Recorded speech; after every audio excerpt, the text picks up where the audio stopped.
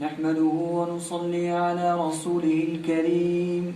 أما بعد فأعوذ بالله من الشيطان الرجيم بسم الله الرحمن الرحيم إنا نحن نزلنا الذكر وإنا له لحافظون. میرے محترم دوستو بھائیو، اللہ تبارک و تعالی نے قرآن کریم کو اس دنیا میں نازل فرمایا اپنے پیغمبر حضرت محمد مصطفیٰ صلی اللہ علیہ وسلم کی ذات اقدس پر،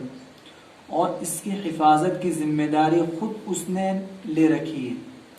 چنانچہ قرآن کریم میں اللہ تبارک و تعالی نے فرمایا کہ ہم نے ہی اس قرآن کو نازل کیا ہے اور ہم ہی اس کی حفاظت کرنے والے ہیں. تو جب سے قرآن کریم کو نازل کیا گیا ہے اس وقت سے آج تک بے شمار کوششیں کی گئی قرآن میں چینجنگ کرنے کی، قرآن میں تبدیلی کرنے کی، کچھ آیتوں کو ہٹانے کی. اس طرح کی کوششیں قرآن کے نزول کے وقت سے چلی آ رہی ہے. ستیزہ کار رہا ہے ازل سے تا امروز، چراغ مصطفی سے شرار بولاوی. یعنی جب سے آپ صلی اللہ علیہ وسلم پر قرآن کریم نازل ہو رہا تھا اس وقت سے کوشش، they were trying to change Quran or remove something from Quran, but alhamdulillah they were destroyed. یعنی وہ لوگ ناکام ہوئے اپنے ارادے میں اور اپنا ان کا ارادہ ہلاک ہو گیا، برباد ہو گیا. اسی طرح آج بھی کچھ لوگوں نے یہ کوشش کی کہ اسلام کی کچھ آیتوں کو قرآن کریم سے ہٹا دیا جائے، جو غلط میسج، رانگ میسج سوسائٹی میں دے رہا ہے، جو آیتیں مس کانسیپشن یا غلط تصورات، غلط خیالات ہمارے سوسائٹی میں، ہمارے معاشرے میں دے رہی ہے، ان آیتوں کو قرآن کریم سے ہٹا دیا جانا چاہیے. تو ان میں تو کچھ آیتیں جہاد سے متعلق ہے، کچھ تعلقات سے متعلق ہے، اور کچھ اللہ تبارک و تعالی نے جو سزا کے متعلق ذکر کیے وہ آیت ہیں. تو سب سے پہلے ہم شروع کرتے ہیں جہاد کے متعلق جو آیتیں ہیں قرآن کریم میں، ان کے متعلق جو پروپیگنڈا کیا ہے اور سب سے زیادہ انہی آیتوں کو لے کر اچھالا جا رہا ہے. تو اس میں ہمارے آج کے ٹاپک میں سب سے پہلی آیت جو ہے وہ ہے وَدُّوا لَوْ تَكْفُرُونَ كَمَا كَفَرُوا فَتَكُونُونَ سَوَاءً فَلَا تَتَّخِذُوا مِنْهُمْ أَوْلِيَاءَ حَتَّى يُهَاجِرُوا فِي سَبِيلِ اللَّهِ فَإِن تَوَلَّوْا فَخُذُوهُمْ وَاقْتُلُوهُمْ حَيْثُ وَجَدتُّمُوهُمْ وَلَا تَتَّخِذُوا مِنْهُمْ وَلِيًّا وَلَا نَصِيرًا. کہ کافر لوگ چاہتے ہیں کہ تم کفر کرو جیسا کہ لوگ کفر کر رہے ہیں، پھر تم دونوں برابر ہو جاؤ. فَلَا تَتَّخِذُوا مِنْهُمْ أَوْلِيَاءَ، تو تم ان میں سے کسی کو دوست مت بناؤ. حَتَّى يُهَاجِرُوا فِي سَبِيلِ اللَّهِ، یہاں تک کہ اللہ تعالیٰ کے راستے میں ہجرت نہ کر جائیں. فَإِن تَوَلَّوْا، تو اگر یہ روگردانی کریں، فَخُذُوهُمْ، تو ان کو پکڑو، وَاقْتُلُوهُمْ، اور ان کو قتل کرو، حَيْثُ وَجَدتُّمُوهُمْ، جہاں تم ان کو پاؤ. وَلَا تَتَّخِذُوا مِنْهُمْ وَلِيًّا وَلَا نَصِيرًا، اور ان میں سے تم کسی کو دوست اور مددگار مت بناؤ. تو سب سے پہلی آیت جو یہ ہے اس کے متعلق، یعنی جہاد کے متعلق جو آیت ہے اس کے متعلق یہ لوگ مس کانسیپشن یا رانگ میسج کمیونٹی میں اسپریڈ کرنے کی اور کنوے کرنے کی کوشش کر رہے ہیں کہ اس آیت سے غلط میسج سوسائٹی میں جا رہا ہے. سب سے پہلی بات یہ ہے کہ یہ آیت جو نازل ہوئی ہے، یہ آیت بتا رہی ہے ان مسلمانوں کے سلسلے میں، کمپینینز آف پروفٹ محمد صلی اللہ علیہ وسلم کے بارے میں، جن پر بے تحاشا ظلم کیا گیا، بہت ان کو ٹارچر کیا گیا اور برا بنا، یہاں تک کہ مارا گیا، پیٹا گیا، اور یہاں تک کہ ان کو اپنے وطن کو چھوڑنے پر مجبور کیا گیا. they were forced to migrate مدینہ، ان کو مجبور کیا گیا مائگریشن کرنے کے لیے. یہاں تک کہ جب وہ مدینہ المنورہ چلے گئے تو وہاں پہ ان کو سکون سے رہنے دینے کے لیے لوگ تیار نہیں تھے، وہاں بھی ان کو پریشان اور تکلیفیں دیتے رہتے تھے. اور یہاں تک کہ ان کی سب سے آخری خواہش یہ تھی، سب سے ان کی خواہش یہ تھی کہ لوگ اسلامی کو چھوڑ دیں. اور اگلی جو آیت ہے اس سے تو یہ بات بالکل واضح ہو جاتی ہے کہ اس آیت میں اللہ یعنی اس آیت کا مطلب بالکل واضح ہو جاتا ہے الا الذين يصلون الى قوم بينكم وبينهم ميثاق، ہاں سوائے ایسے لوگوں کے جو ایسے لوگوں سے مل جائے جن کے اور جن کے درمیان اور تمہارے درمیان معاہدہ ہو، او حسرت صدورهم او جاءوكم حسرت صدورهم ان يقاتلوكم او يقاتلوا قومهم، یا تمہارے پاس اس طرح آئے کہ وہ نہ تم سے لڑنا چاہتے ہو نہ کسی اور سے لڑنا چاہتے ہو. وَلَوْ شَاءَ اللَّهُ لَسَلَّطَهُمْ عَلَيْكُمْ فَلَقَاتَلُوكُمْ، اگر اللہ تعالیٰ چاہتا تو ان کو تم پر مسلط کر دیتا. فَلَقَاتَلُوكُمْ تو پھر وہ تم سے لڑتے. فَإِنِ اعْتَزَلُوكُمْ تو اگر وہ کنارہ کش ہو جائے، جنگ نہ کرے، فَلَمْ يُقَاتِلُوا پھر لڑائی نہ کرے، وَأَلْقَوْا إِلَيْكُمُ السَّلَامَ اور صلح پیش کر دیں، صلح ڈال دیں، تو فما جعل اللہ لکم علیہم سبیلا تو اللہ تعالیٰ نے تمہارے لیے ان پر کوئی راستہ نہیں بنایا. تو اس آیت نے بالکل واضح کر دیا کہ یہاں مراد وہ لوگ ہیں جو مسلمانوں سے لڑائی کر رہے ہیں، جو مسلمانوں سے فائٹ کر رہے ہیں، مسلمانوں سے برسر پیکار ہیں، یہ وہ لوگ مراد ہیں. ان سے یعنی جن کو اللہ تبارک و تعالیٰ نے ماننے کا حکم دیا ہے، قتل کرنے کا حکم دیا ہے، یہ وہ لوگ مراد ہیں. تو یہ آیت ہے، اس میں تو کوئی رانگ میسج نہیں ہے، بلکہ اگر ظلم کیا جائے تو اس کا تو ڈیفینڈ یا دفاع تو کیا جائے گا. تو پہلی آیت ہے جس کو لے کر مس کانسیپشن یا رانگ میسج کمیونٹی یا کہ سوسائٹی میں دینے کی کوشش کی جا رہی ہے. دوسری آیت ہے اللہ تبارک و تعالی نے فرمایا یا ایھا النبی حرض المؤمنین علی القتال ان یکن منکم 20 صابرون یغلبوا 200 وَإِن يَكُن مِّنكُم 100 يَغْلِبُوا أَلْفًا مِّنَ الَّذِينَ كَفَرُوا بِأَنَّهُمْ قَوْمٌ لَّا يَفْقَهُونَ کہ اے نبی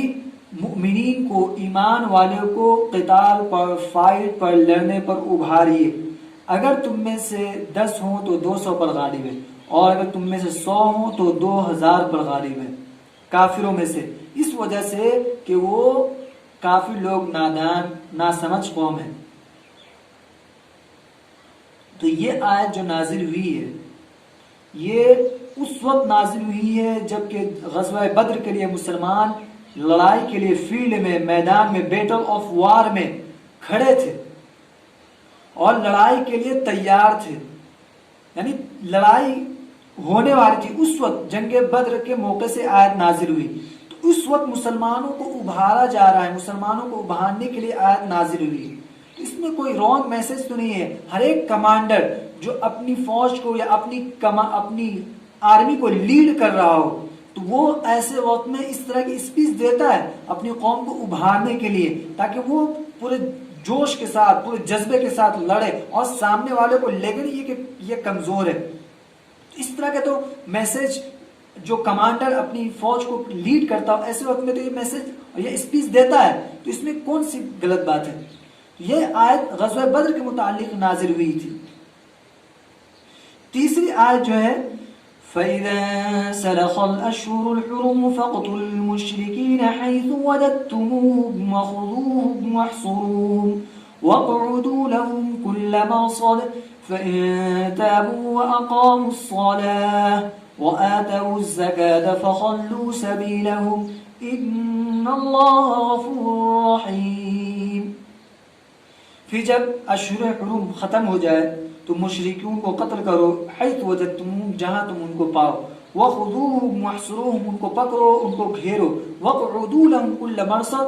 اور ہر گھات کی جگہ میں ان کے لیے بیٹھ جاؤ. فإن تابوا تو اگر وہ توبہ کر لیں، وأقاموا الصلاة نماز قائم کریں، وآتوا الزکاة زکات دیں، فخلوا سبیلہم ان کا راستہ چھوڑ دو. دیکھیں اس آیت کے مضمون، تیسری آیت ہے، اس آیت کے مضمون سے پتہ چل رہا ہے کہ وہ مسلمان ہیں جو مارے گئے، جن کو مارا گیا، پیٹا گیا، بے دردی سے قتل کیا گیا. یہاں سے کہ حضرت خبیب رضی اللہ تعالیٰ عنہ کا واقعہ تو بہت مشہور ہے کہ ان کو کفار مکہ نے پکڑ کر قتل کر دیا، ان کو سولی پر چڑھا دیا. اور آگے چل کر اللہ تبارک و تعالیٰ نے فرمایا کہ یہاں کون لوگ مراد ہے، تو آگے چل کر اللہ تعالیٰ نے فرمایا الا تقاتلون قوما نكثوا ايمانهم وهموا بإخراج الرسول وهم بدؤوكم أول مرة أتخشونهم فالله أحق أن تخشوه إن كنتم مؤمنين. کیا آپ ایسے لوگوں سے نہیں لڑیں گے جنہوں نے کیا تم ایسے لوگوں سے نہیں لڑو گے جنہوں نے اپنے وعدوں کو توڑ دیا. وَهَمُّوا بِإِخْرَاجِ الرَّسُولِ اور انہوں نے رسول کے نکالنے کا پکا ارادہ کر لیا. وَهُمْ بَدَؤُوكُمْ أَوَّلَ مَرَّةٍ اور جنہوں نے تم سے لڑنے میں سبقت کی، جنہوں نے پہل کی. أَتَخْشَوْنَهُمْ کیا تم ان سے ڈرتے ہو؟ فَاللَّهُ أَحَقُّ أَن تَخْشَاهُ تو اللہ اس بات کا زیادہ سزاوار ہے کہ تم ان سے ڈرو. إِن كُنتُم مُؤْمِنِينَ اگر تم ایمان والے ہو، اگر تم ایمان رکھتے ہو. تو دیکھیں یہاں جن کو لڑنے کے لیے، جن کو مارنے کے لیے، قتل کرنے کے لیے اللہ تبارک و تعالی نے حکم دیا ہے، یہاں وہ لوگ مراد ہیں جنہوں نے وعدہ خلافی کی، جنہوں نے معاہدے کو توڑا. یہ وہ لوگ مراد، یہاں وہ لوگ مراد ہیں. اور ظاہر ہے کہ جو لوگ معاہدہ کو توڑے یا کہ معاہدے کی خلاف ورزی کرے، ان کے خلاف تو ایسے ایکشن لیے جانے چاہیے. اس میں کیا رانگ میسج ہے؟ دیکھیے یہاں جب نبی اکرم صلی اللہ علیہ وسلم اور صحابہ کرام مدینہ المنورہ چلے گئے تو انہوں نے وہاں یہ جو تھے کفار مکہ مسلمانوں کو چین سے رہنے دینا پسند نہیں کرتے تھے. چنانچہ انہوں نے یہ کیا کہ سب سے پہلے انہوں نے 3 جنگیں مسلط کی، غزوہ بدر، پھر غزوہ احد، پھر غزوہ خندق، پھر اس کے بعد صلح حدیبیہ کا جو معاہدہ پیش آیا تھا اس کو بھی انہوں نے توڑ دیا. ایسے لوگ جنہوں نے وعدہ خلافی کی، جنہوں نے معاہدے کو توڑا، ان لوگوں سے یہاں لڑنے کے لیے کہا جا رہا ہے. گویا کہ عام ہر ایک کافروں سے، ہر ایک جو غیر مسلمان ہیں، جو غیر مسلم ہیں، ان سے لڑنے کے لیے نہیں، بلکہ جنہوں نے معاہدے کی خلاف ورزی کی ان سے لڑنے کے لیے کہا جا رہا ہے.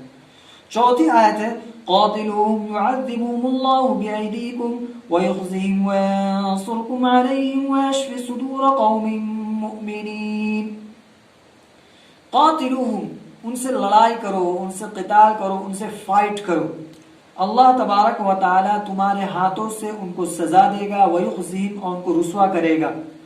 وینصرکم علیہم اور تمہاری مدد کرے گا ان کے خلاف، ویشفی صدور قوم مؤمنین اور مؤمنین کے دل کو ٹھنڈا کرے گا. تو اس آیت مبارکہ میں بھی اللہ تبارک و تعالیٰ نے انہی لوگوں کے متعلق بیان کیا جنہوں نے معاہدہ کو توڑا کہ ان کو قتل کرو، ان کو مارو. اصل میں قبیلہ بنو خزاعہ اور قبیلہ بنو بکر یہ 2 قبیلے تھے، یہ دونوں تھے غیر مسلم، لیکن ان میں سے ایک تھے مسلمانوں کے حلیف سہیم اور شریک، دوسرے جو تھے وہ اہل مکہ کے حلیف اور شریک تھے، یعنی ان کے پارٹنر تھے. تو اس میں یہ معاہدہ طے پایا تھا کہ جس طرح مکہ والے مدینہ پر مسلمانوں پر حملہ نہیں کریں گے اور مسلمان مکہ پر حملہ نہیں کریں گے، اسی طرح جو قبیلہ مسلمانوں کے ساتھ ہے ان پر بھی مکہ والے حملہ نہیں کریں گے، اور جو قبیلہ مکہ والے کے ساتھ ہے مسلمان ان پر حملہ نہیں کریں گے. چنانچہ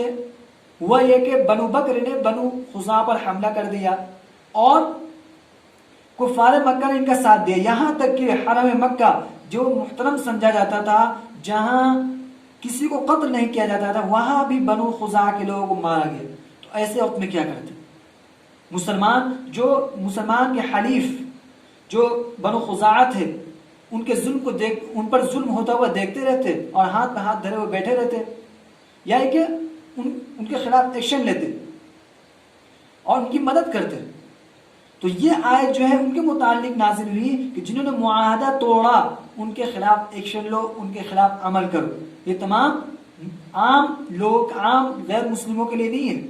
اور دوسری بات ہے وَيَنْصُرْكُمْ عَلَيْهِمْ اللہ تعالیٰ تمہاری ان پر مدد کرے گا. تو یہ بات تو یہ ہے کہ اگر کوئی ظالم کے خلاف لڑتا ہے، مظلوم کی مدد کرتا ہے، تو اللہ تبارک و تعالیٰ اس میں ان کی مدد کرے گا. جیسا کہ خود ہندو سماج کی جو بڑی کتابیں ہیں اس میں جیسے رگ وید ہے، یجر وید ہے، اتھر وید ہے، سام وید ہے، 4 مشہور کتابیں ہیں، رگ وید، یجر وید، اتھر وید، سام وید. ان میں تو ان لوگوں کے متعلق جو مظلوم کی مدد کرتے ہیں، ظالم کے خلاف لڑتے ہیں، ان کے متعلق تو بہت بڑی بڑی باتیں کہی گئی ہے کہ ان کے لیے جنت ہے، یا کہ ان کے لیے بہت ساری اچھی اچھی باتیں کہی گئی ہے جو ظالم کے خلاف لڑو اور مظلوم کی مدد کر رہا ہو. اور اس کے بعد اسی طرح اسرائیل تورات وغیرہ میں بھی ان کے متعلق بہت بڑی بڑی خوشخبریاں ہیں جو ظالم کے خلاف لڑ رہے ہو، مظلوم کی مدد کر رہے ہو. 5ویں آیت ہے یا ایھا الذین آمنوا قاتلوا الذین یلونکم من الکفار وَلْيَجِدُوا فِيكُمْ غِلظَةً وَاعْلَمُوا أَنَّ اللَّهَ مَعَ الْمُتَّقِينَ. اے ایمان والو، تمہارے آس پاس جو کفار ہیں ان سے لڑو، اور چاہیے کہ لوگ تم میں سختی پائیں، قوت پائیں، اور جان لو کہ اللہ تعالیٰ ڈرنے والے کے ساتھ ہے. یہ آیت بھی جو ہے تمام لوگوں سے متعلق نہیں ہے، تمام غیر مسلموں سے متعلق نہیں ہے، بلکہ جو مسلمانوں کے آس پاس رہنے والے تھے وہ ان سے متعلق ہے. چنانچہ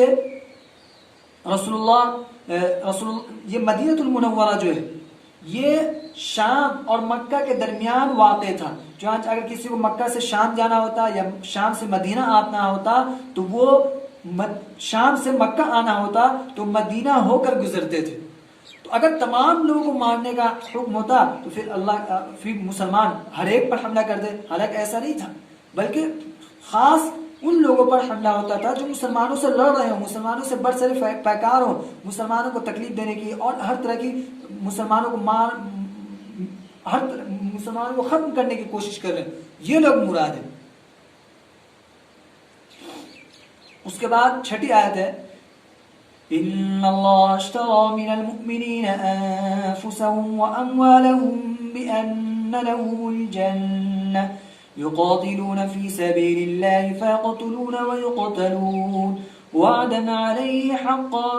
في التوراة والإنجيل والقرآن ومن أوفى بعهده من الله فاستبشروا ببيعكم الذي بايعتم به وذلك هو الفوز العظيم. کہ اللہ تبارک و تعالی نے مؤمنین کے جان مال کو اس بات کے بدلے خرید لیا ہے، کہ اس بات کے عوض میں خرید لیا ہے کہ ان کے لیے جنت ہے. یقاتلون فی سبیل اللہ، وہ اللہ کے راستے میں لڑائی کرتے ہیں، چنانچہ قتل کرتے ہیں اور قتل کیے جاتے ہیں، اور اس پر سچا وعدہ ہے تورات، انجیل اور قرآن میں بھی. ومن اوفی بعہدہ من اللہ، اور اللہ سے زیادہ وعدہ کو پورا کرنے والا کون ہے. فاستبشروا ببیعکم الذی بایعتم بہ، تمہارے لیے خوشخبری ہو اس بیعت پر جس کو تم نے کیا ہے. وذالک هو الفوز العظیم، اور یہ بہت بڑی کامیابی ہے. اس آیت میں تو صرف مسلمانوں کو اتنی بات کہی گئی ہے کہ جو مسلمان ظالم کے خلاف لڑ رہے ہیں، ظالم کے خلاف اپنے سر کو ہتھیلی میں رکھے ہوئے ہیں، وہ اپنے جان مال کی فکر نہ کریں، بلکہ بے دردی سے بے جگر ہو کر بے خوف و خطر لڑے. اور اگر اللہ تبارک و تعالیٰ نے ان کو موت دے دی تو جنت ان کا مقام ہے. تو ان کو تو صرف ابھارا جا رہا ہے. اس میں کون سا رانگ میسج ہے؟ ہم نہیں کہتے اپنے ملک کے سلسلے میں کہ ہمیں اپنے ملک کی حفاظت جان مال تن من دھن سے اپنے ملک کی حفاظت کرنی چاہیے، تو ہم تو اپنے ملک کے سلسلے میں یہ بات کہتے ہیں. اس میں کون سا رانگ میسج ہے؟ بلکہ ہندو سماج قرآن نے تو یہ بات کہی ہے کہ مظلوم کی مدد کرو، ظالم کے خلاف لڑو. ہندو سماج میں منو جی، جن کے جو ایک بہت معتبر شخصیت سمجھے جاتے ہیں، انہوں نے تو کہا ہے کہ جو قوم جو حکمران ایک دوسرے کو نیچے دکھانے کے لیے لڑتے ہیں اور تو وہ اپنا منہ نہیں موڑتے، اور جب مر جاتے ہیں اگر وہ اس میں مر جائے تو ان کے لیے بہشت ہے، جنت ہے. تو یہاں دیکھیے منو جی تو صرف نیچا دکھانے کے لیے لڑنے کے لیے بات کہہ رہے ہیں، لیکن قرآن کی تعلیم کو تو قرآن کی بات کو تو داد دینا چاہیے. کتنا اچھا پیغام، کتنا گڈ میسج قرآن دے رہا ہے کہ یہ تو ظالم کے خلاف لڑنے کے لیے کہہ رہا ہے، پھر اللہ تبارک جل ہے اور مظلوم کی مدد کرنے کے لیے کہہ رہا ہے. تو اس میں رانگ میسج کیا ہے؟ یہ تو ہم ہر ایک اپنے ملک کے لیے یا اپنے اسٹیٹ کے لیے، اگر ہم اپنی کسی اسٹیٹ میں رہتے تو یہ بات کہتے ہیں. 7ویں آیت ہے ملعونین اینما ثقفوا اخذوا وقتلوا تقتیلا. ملعونین پھٹکارے ہوئے ہیں، اینما ثقفوا اخذوا، جہاں پائے جائیں پکڑے جائیں، وقتلوا تقتیلا، اور انہیں قتل کر دیا جائے. لیکن اس آیت کو سمجھنے سے پہلے ہم اس سے پہلے کی جو آیت ہے اس کو سمجھنا پڑے گا. اس سے پہلے کی آیت اللہ تبارک و تعالیٰ نے فرمایا لَئِن لَّمْ يَنتَهِ الْمُنَافِقُونَ وَالَّذِينَ فِي قُلُوبِهِم مَّرَضٌ وَالْمُرْجِفُونَ فِي الْمَدِينَةِ لَنُغْرِيَنَّكَ بِهِمْ ثُمَّ لَا يُجَاوِرُونَكَ فِيهَا إِلَّا قَلِيلًا، کہ اگر منافقین باز نہ آئے، والذین فی قلوبہم مرض، اور وہ لوگ جن کے دلوں میں بیماری ہے، والمرجفون فی المدینہ، اور وہ لوگ جو مدینہ میں افواہ پھیلاتے ہیں، تو لنغرینک بہم، تو ہم آپ کو ان کے خلاف لڑنے کے لیے اٹھائیں گے، ثم لا یجاورونک فیہا الا قلیلا، پھر لوگ آپ کے ساتھ اس شہر میں کچھ ہی دن رہ پائیں گے۔ تو دیکھیے یہ آیات، بلکہ یہ آیت جو ہے سورہ احزاب کی، سورہ احزاب ہی پوری وہ یہ یہودیہ کے سلسلے میں نازل ہوئی ہے کہ یہودی جو مسلمانوں کے حلیف تھے، مسلمانوں کے شریک تھے، ان سے معاہدہ ہوا تھا کہ اگر مدینہ پر کوئی حملہ کرتا ہے تو وہ مسلمانوں کی مدد کرے، اور ان پر کوئی حملہ کرتا ہے تو مسلمان ان کی مدد کرے۔ تو یہ مسلمانوں اور یہودیوں کے درمیان ہوا تھا۔ جب غزوہ خندق کے موقع سے مسلمانوں پر کفار نے حملہ کر دیا پوری طاقت سے اور بغیر کسی سبب کے، تو ایسے وقت میں ان سے تو یہودیوں کو چاہیے تھا کہ مسلمانوں کی مدد کرے اور مسلمانوں کی مدد کر کے ان کا ساتھ دے، لیکن ہوا یہ بجائے اور کم سے کم مدد نہ کرے تو غیر جانبدار رہے، نہ مسلمانوں کا ساتھ نہ دے اور نہ کفار کا ساتھ دے۔ لیکن انہوں نے کیا کیا؟ انہوں نے یہ کیا کہ نہ مسلمانوں کی مدد کرنے کے بجائے مسلمانوں کے خلاف غلط باتیں، افواہیں پھیلانے لگے، مسلمان عورتوں کے سلسلے میں غلط باتیں اور غلط بری باتیں پھیلانے لگے، جس کی وجہ سے ایک تو کہ ایسے وقت میں مسلمانوں کو ایک تو طاقت کم تھی، دوسری بات ان کو اگر کوئی چیز حوصلہ دیتی تو وہ تھی کیا؟ ان کی اچھی باتیں جو ان کو حوصلہ دیتی، لیکن یہ اس وقت انہوں نے بجائے کہ ان کو حوصلہ دیتے اپنی اچھی باتوں سے، وہ اور مسلمانوں میں غلط باتیں پھیلانے لگے۔ تو اب قرآن کریم میں تو یہ کہنا چاہتے اللہ تعالیٰ کا حکم نہیں ہونے جا انہیں پکڑ کر مار ڈالو، سب کو قتل کر دو، لیکن اللہ تعالیٰ نہیں فرمایا، پہلے فرمایا کہ اگر باز نہ آئے تب انہیں قتل کرو۔ کتنا زبردست اللہ تبارک و تعالیٰ نے پیغام، اتنی بڑی سزا ہونے کے باوجود کہ انہوں نے معاہدہ کے خلاف ورزی کی۔ اگر جو شخص معاہدہ کی خلاف ورزی کرے تو کیا کسی حکومت میں، کسی گورنمنٹ میں کیا حکم ہے؟ فوراً اس کو قتل کر دیا جائے اور ان کے خلاف فوراً دھاوا بول دیا جائے۔ تو یہ آیت، اس سے پہلے والی آیت اگر ہم پوری بات آیت سمجھیں گے تو ہمیں پورا مطلب سمجھ میں آ جائے گا، اس میں بھی کوئی رانگ میسج نہیں ہے۔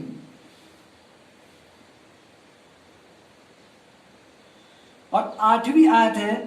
یا ایھا النبی جاہد الکفار والمنافقین واغلظ علیہم ومأواہم جہنم وبئس المصیر۔ اے نبی کفار اور منافقین سے جہاد کیجیے، وَغْلُظْ عَلَيْهِمْ، اور ان پر سختی کیجیے، وَمَأْوَاهُمْ جہنم، اور ان کا ٹھکانہ جہنم ہے، وَبِئْسَ الْمَصِيرُ، اور یہ برا ٹھکانہ ہے۔ کہ اس آیت میں بھی جو اللہ تبارک و تعالی جہاد کا، قتال کا یا فائٹ کا حکم دے رہے ہیں، یہ ان لوگوں سے ہے جو مسلمانوں سے برسر پیکار ہو۔ اصل میں غیر مسلموں کی 3 کیٹیگریز ہیں۔ ایک تو وہ ہے جو مسلمانوں کے ملک میں رہتے ہیں پیسہ دے کر، جن کو ذمہ کہا جاتا ہے۔ دوسرے وہ ہیں جن کا مسلمانوں سے معاہدہ ہو، تو ان سے لڑنے کے لیے کوئی مسلمانوں کو منع کیا گیا۔ تیسرے وہ جو مسلمانوں سے برسر پیکار ہو، مسلمانوں سے لڑ رہے ہیں، ان سے لڑنے کے لیے کہا جا رہا ہے۔ تو اس آیت میں کوئی مسکنسیپشن یا غلط بات نہیں ہے۔ اب 9ویں آیت ہے فَكُلُوا مِمَّا غَنِمْتُمْ حَلَالًا طَيِّبًا وَاتَّقُوا اللَّهَ إِنَّ اللَّهَ غَفُورٌ رَحِيمٌ۔ 10ویں آیت وَعَدَكُمُ اللَّهُ مَغَانِمَ كَثِيرَةً تَأْخُذُونَهَا فَعَجَّلَ لَكُمْ هَٰذِهِ وَكَفَّ أَيْدِيَ النَّاسِ عَنكُمْ وَلِتَكُونَ آيَةً لِّلْمُؤْمِنِينَ وَيَهْدِيَكُمْ صِرَاطًا مُّسْتَقِيمًا، کہ تم کھاؤ جو کچھ غنیمت میں حاصل ہوا ہے حلال اور پاکیزہ سمجھ کر، اور اللہ سے ڈرو، یقیناً اللہ تعالیٰ بخشنے والا رحم کرنے والا ہے۔ 10ویں آیت کا ترجمہ وعدکم اللہ مغانم کثیرہ، اللہ تعالیٰ نے تم سے بہت ساری غنیمت کا وعدہ کیا ہے، تأخذونها جسے تم حاصل فوری تأخذونها فعجل لكم هذه جسے تم فوری طور پر حاصل کرو گے، تو اس نے تمہیں فتح دے دی اور لوگوں کے ہاتھ کو تمہارے خلاف اٹھنے سے روک دیا، وَلِتَكُونَ آیَةً لِلْمُؤْمِنِينَ وَيَهْدِيَكُمْ صِرَاطًا مُسْتَقِيمًا، اور تاکہ یہ ایمان والے کے لیے نشانی ہو اور تمہیں سیدھے راستے کی رہنمائی فرمائے۔ تو دیکھیں اس آیت میں غنم کا جو ترجمہ ہے نا، یہ VHP یعنی وشو ہندو پریشد کے پمفلٹ میں اس کا ترجمہ کیا گیا لوٹ مار سے، حالانکہ اس کا ترجمہ لوٹ مار سے کرنا بالکل غلط ہے، بلکہ غنم تو آپ کے معنی آتے ہیں جو بغیر مشقت کے مال حاصل ہو، یعنی چونکہ یہ جو غنیمت مسلمانوں کو ملتا تھا وہ بغیر یا مسلمانوں کے دوسرے مذاہب میں بھی اس کا تذکرہ تھا، تو یہ کاروبار تجارت وغیرہ کے مال کی مشقت کے بغیر جو مال حاصل اس کو غنم کہا جاتا ہے۔ تو غنم لوٹ مار تو اسلام میں حرام ہے، اس کی تو اجازت ہی نہیں ہے، بلکہ اسلام میں جب جہاد کے لیے حکم دیا جاتا تھا، ترغیب دی جاتی تھی، جب مسلمان لشکر کہیں جاتا تھا اس میں یہ حکم دیا جاتا تھا کہ کسی کے درختوں کو اور اسی طرح باغات کو ختم نہ کیا جائے، مسجدوں کو مندروں کو توڑا نہ جائے، اور اسی طرح بچے بوڑھوں کو قتل نہ کیا جائے، یہ پیغام یہ میسج دیا جاتا تھا۔ لوٹ مار تو اسلام میں حرام ہے، اس کا ترجمہ جو VHP ہندو پریشد کے اس میں جو کیا گیا ہے یہ غلط ہے۔ دوسرے اس میں تو اسی یہ بات کہا گیا ہے کہ یعنی یہ بات جب مسلمان کسی جگہ لڑائی کرے، اللہ تبارک و تعالیٰ نے فتح دے دے، اگر وہاں جو مال غنیمت حاصل ہے تو اس کا کیا کرے، اس کے متعلق سوال کیا گیا، تو اس کا جواب دیا گیا کہ وہ تمہارے لیے حلال ہے، پاکیزہ ہے، تم اس کو کھاؤ۔ چنانچہ مال غنیمت جو مسلمانوں میں ملتا تھا اس کے 5 حصے کیے جاتے تھے، ایک حصہ جو حکومت اپنے پاس رکھتی تھی اور 4 حصے مجاہدین کے درمیان جو فائٹر تھے ان کے درمیان تقسیم کر دیے جاتے تھے، اور یہ جو ایک حصہ لیا جاتا تھا یہ لوگوں کی حفاظت کے لیے، یہ خود حکومت اپنے پاس بلکہ لوگوں کی حفاظت، اس کی جان مال کی حفاظت کے لیے حکومت اپنے پاس رکھتی تھی، تاکہ اس کے ذریعے لوگوں کی حفاظت کی جائے، لوگوں کی دیکھ بھال کی جائے، لوگوں کو پروٹیکشن دیا جائے۔ اور یہ غنیمت کا جو کانسیپشن ہے، تصور ہے، صرف اسلامی میں نہیں ہے بلکہ ہر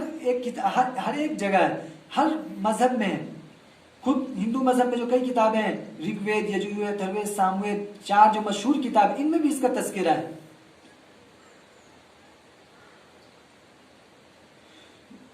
11ویں آیت ہے قاتلوا الذين لا يؤمنون بالله ولا باليوم الآخر ولا يحرمون ما حرم الله ورسوله ولا يدينون دين الحق من الذين اوتوا الكتاب حتى يعطوا الجزية عن يد وهم صاغرون، کہ ان لوگوں سے قتال کرو جو اللہ پر اور آخرت پر کے دن پر ایمان نہیں رکھتے، ولا يحرمون ما حرم اللہ، اور جن چیزوں کو اللہ نے حرام قرار دیا ہے اس کو حرام نہیں سمجھتے، اللہ اور اس کے رسول نے جن چیزوں کو حرام قرار دیا اس کو حرام نہیں سمجھتے، ولا يدينون دين الحق، اور دین حق کو اختیار نہیں کرتے، من الذین اوتوا الکتاب، اہل کتاب میں سے، حتی یعطوا الجزیہ، یہاں تک کہ وہ جزیہ دینے لگے، ماتحت ہو کر، رعایہ بن کر۔ تو یہاں دیکھیے حتی یعطوا الجزیہ عن ید کا ترجمہ وشو ہند پریشد کے پمفلٹ میں کیا گیا ہے، یہاں تک وہ ذلیل ہو کر جزیہ دینے لگے، حالانکہ اس کا ترجمہ ذلیل ہو کر دینا غلط ہے، بلکہ یہاں کیا ہے، صاغرون سے مراد ہے کہ مفتوح قوم جو ہے وہ فاتح کے اقتدار کو تسلیم کر لے، یعنی اپنے آپ کو ان کی رعیت بن کر رہنا پسند کر لے، تو یہ مراد ہے، نہیں کہ ذلیل ہو کر۔ اور دوسری بات یہاں پہ جو جزیہ ہے یہ گویا ایک طرح کا ٹیکس ہے، مسلمانوں سے زکوٰۃ لی جاتی تھی اور جو غیر مسلم سے ان سے جزیہ یعنی ٹیکس لیا جاتا تھا، اگر ان سے بھی غیر مسلموں سے اگر زکوٰۃ لی جاتی تو وہاں پر یہ اعتراض ہو سکتا تھا کہ مسلمانوں کے ایک جو شعار ہے ان کو غیر مسلموں پر فورسلی مجبور زبردستی فورس ان پر امپلیمنٹ کیا جا رہا ہے، نافذ کیا جا رہا ہے، اس لیے ان سے ٹیکس لیا جاتا تھا، اور یہ ٹیکس بھی بہت زیادہ نہیں تھا۔ ٹیکس جو سب سے کم آمدنی جس کی تھی اس سے جو سالانہ یعنی اینولی جو ان سے لیا جاتا تھا وہ 12 درہم تھے، اور جو مڈل کلاس لوگ تھے ان سے 24، اور جو اعلیٰ کلاس کے لوگ تھے، اعلیٰ کیٹیگریز کے لوگ تھے، ان سے 44 لیا جاتا تھا، 48 لیا جاتا تھا۔ اور 12 درہم جو ہے سالانہ، اس کی جو رقم ہوتی ہے آج کل کے حساب سے 265 سے 64 روپے ہوتے، تو سالانہ کون سا یہ مشکل کام ہے؟ اگر حکومت ہم سے لے اور کہے کہ 265 روپے تم سالانہ دو، یا کہ 500 روپے لو، مثال کے طور پر اگر 500 روپے لو، ہم تمہیں پروٹیکشن دیں گے، ہم تمہاری حفاظت کریں گے، تو ہم تو خوشی بلکہ ارے خوشی دینے کے لیے تیار ہوگا۔ تو اسی وجہ سے ان سے لیا جاتا تھا یہ ٹیکس، اور یہ جو لوٹ مار سے ترجمہ کیا گیا یہ غلط ہے۔ 12ویں آیت ہے، یا ایھا الذین آمنوا انما المشرکون نجس فلا يقربوا المسجد الحرام بعد عامهم هذا وإن خفتم عیلة فسوف یغنیکم اللہ من فضله ان شاء ان اللہ علیم حکیم۔ کہ ایمان والو، بے شک مشرکین ناپاک ہیں، چنانچہ وہ اس سال کے بعد مسجد حرام میں نہ آئے، مسجد حرام کے قریب بھی نہ آئے، اور اگر تمہیں مفلسی کا اندیشہ اور ڈر ہو تو ان قریب اللہ تعالیٰ تمہیں بے نیاز کر دے گا اگر اس نے چاہا، یقین اللہ تعالیٰ جاننے والا حکمت والا ہے۔ لیکن یہاں جو مشرکین سے مراد ہے، صرف بت کی پوجا کرنے والے لوگ مراد نہیں ہیں، آئیڈل ورشپر نہیں ہے، بلکہ یہاں مشرکون سے مراد ہر ایک مراد ہے جو غیر مسلم ہے، جو چاہے مسلمان ہو اور وہ بتوں کی یا کہ غیر اللہ کی عبادت کرتا ہو، وہ بھی اس میں مراد ہے۔ چنانچہ عیسائی جو ٹرینٹی کے قائل ہیں، تثلیث کے قائل ہیں، تین خدا کے مانتے ہیں، اگرچہ ان کے پاس اس کی کوئی دلیل نہیں ہے، اور ان کے مذہب میں بہت ساری تحریف و تغیر آ گئی۔ سینٹ پال نے تو پورا عیسائی مذہبی کو چینج کر دیا، اس میں کتنی طرح کی تبدیلی لیا ہے، تو وہ بھی درست نہیں ہے، وہ بھی اس میں داخل ہے۔ اور نجس جو قرآن کریم میں ناپاک ہے، تو ناپاک سے مراد یہ نہیں ہے کہ ان کا بدن ناپاک ہے، ان کا ہاتھ ناپاک ہے، ان کے کپڑے ناپاک ہے، بلکہ ناپاک سے مراد یہ ہے کہ ان کے خیالات، ان کے جو تصورات، ان سے کانسیپشن، ان کی تھنکنگ ہے، یہ غلط ہے، یہ ناپاک ہے۔ جو ہم بھی کہہ دیتے ہیں کہ ہمارے ملک کے خلاف جو ناپاک سازشیں ٹیررسٹ کر رہے تھے ان کو ناکام بنا دیا گیا، تو ناپاک سازش، تو یہاں ناپاک سازش مراد یہ ہے کہ ان کی جو ناپاک، یعنی ان کی جو ذہنی جو غلط تصور تھے ہمارے ملک کے خلاف، ان کو ختم کیا، یعنی کہ ان کا باڈی، ان کا جسم ناپاک تھا۔ اور اسلام میں تو صرف ناپاک ہی کہا گیا ہے، مسلمان قرآن میں تو صرف ناپاک کہا گیا ہے، دوسری کتابوں میں تو اس کو اور بھی بہت زیادہ، چنانچہ دیانند سرسوتی جی کی ایک مشہور کتاب ہے ستیارت پرکاش، انہوں نے تو اپنی اس کتاب میں